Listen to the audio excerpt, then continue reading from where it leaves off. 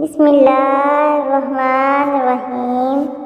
प्याज को फ्राई करने से पहले अगर दूध में डुबो लिया जाए तो प्याज खस्ता हो जाता है।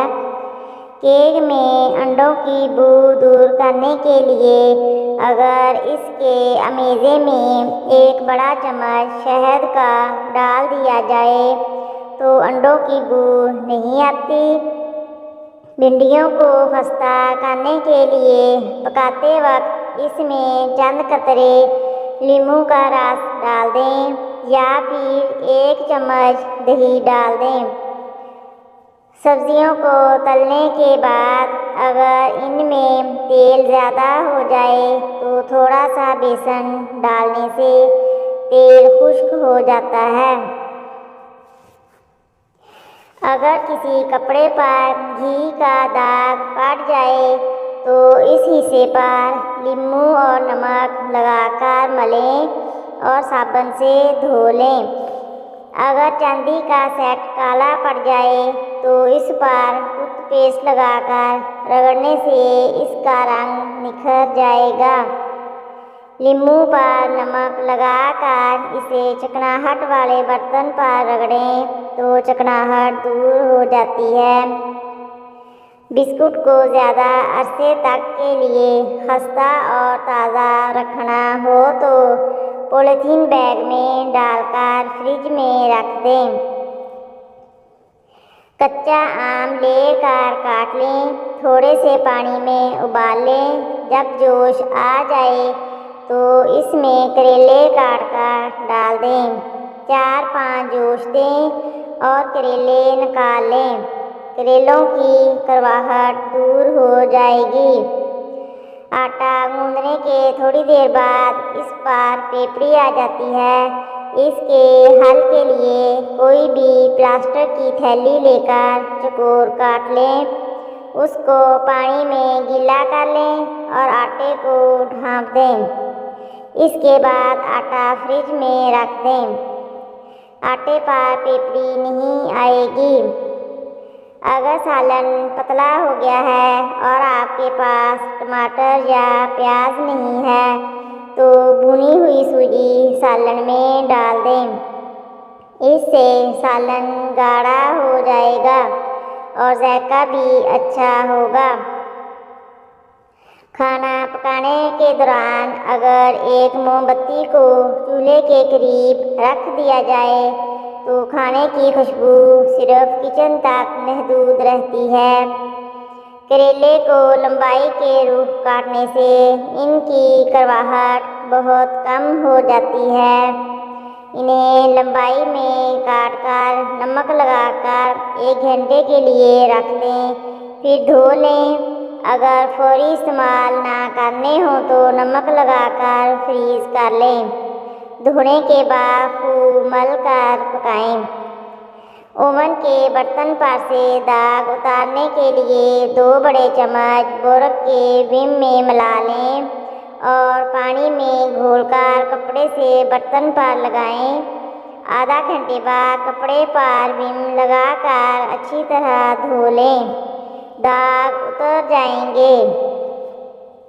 मछली की बू दूर करने के लिए उसको बगैर धोए नमक लगाकर 2 घंटे के लिए रख दें, फिर आटे से धोकर मसाला लगाएं। मछली की बू ख़त्म हो जाएगी। नज़ला दूर करने के लिए थोड़े से चने भट्टी में बनवाकर गरम गरम सूंघें और पोटली में रखकर पेशानी को सेंकें।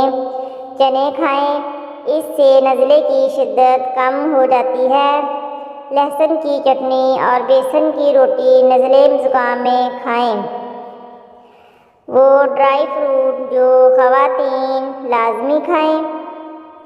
ड्राई फ्रूट हर उम्र के फ़र्द की पसंदीदा ग़िज़ा है।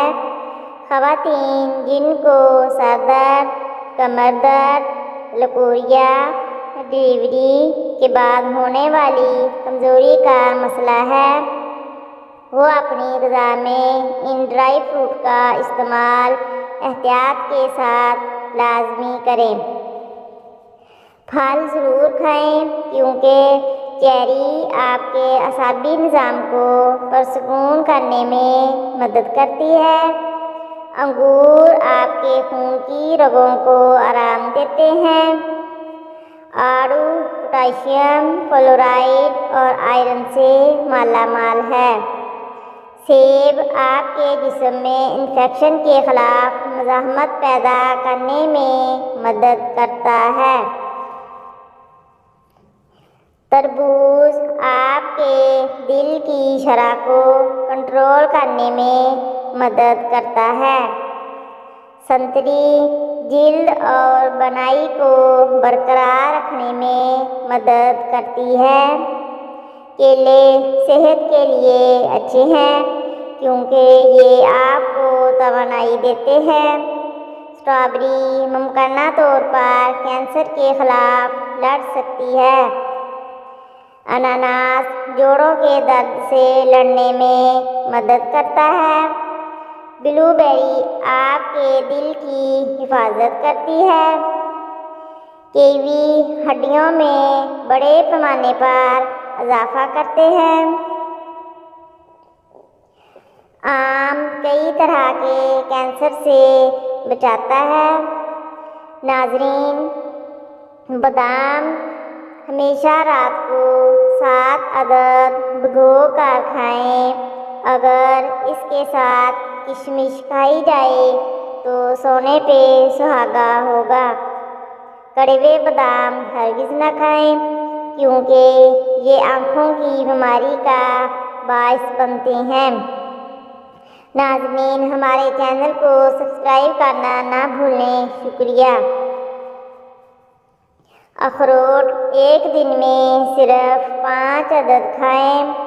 इसके साथ किशमिश हरगिज़ इस्तेमाल ना करें क्योंकि ये खाने के बाद चाय हरगिज़ ना पिएं क्योंकि ये खांसी का बायस बनते हैं। चलगोज़ा हमेशा खाने के बाद खाएं। 20 ग्राम से ज़्यादा खाने से माइग्रेन हो सकता है। काजू वो ख़वातीन जिनको पसीना आने का मसला है, ड्राई फ्रूट में काजू का इस्तेमाल हरगिज़ ना करें।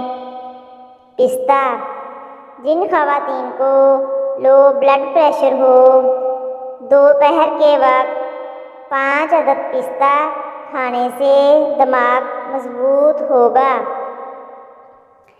मूंगफली ख़वातीन मूंगफली ज़्यादा मिक़दार में ना खाएं क्योंकि ये मोटापे का बायस बनता है। डिलीवरी के बाद ख़वातीन रोज़ाना मुट्ठी भर ड्राई फ्रूट लाजमी खाएं क्योंकि इनके खाने से ज़हनी जिस्मानी कमज़ोरी ख़त्म हो जाएगी।